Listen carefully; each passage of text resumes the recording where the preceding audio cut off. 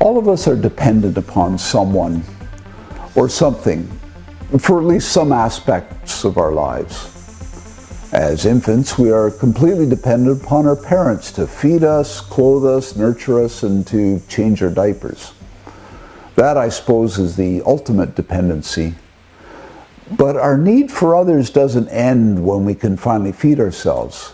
Even the most staunchly independent person has to rely on others, even if it's only on those who manufacture the goods that we use and grow the food that we eat. However, I want to talk about something a little more fundamental than that. To overly simplify things, we have basically two types of dependency: institutional and personal.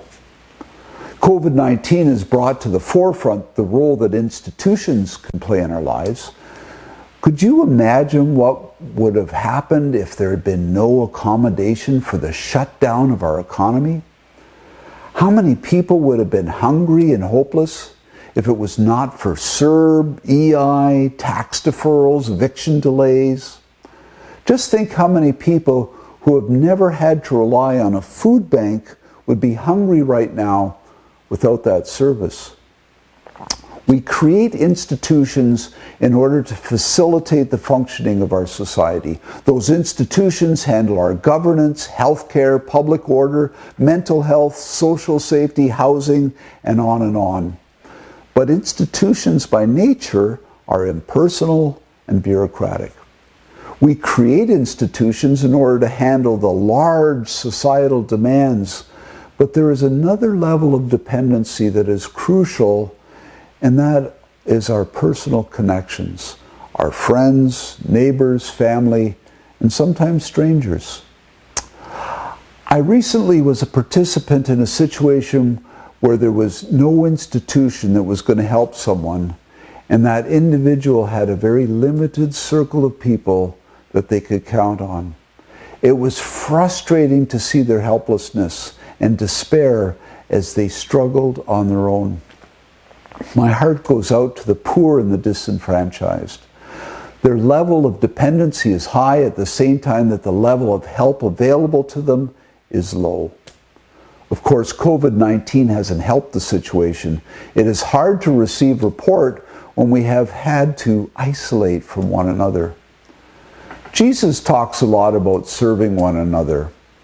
And from the following passage, we can see that Peter got the message. From 1 Peter 4, each one of you should use whatever gift you have received to serve others, as faithful stewards of God's grace in its various forms. There are a lot of reasons for Jesus emphasizing this, but I think it all comes down to a very simple fact. We were made to be dependent upon one another. There's another thing that needs to be addressed when we talk about dependency, and that is simply, no one likes it. Most of us do not like to ask for help. Most of us do not like the idea of being dependent. We prize self-sufficiency.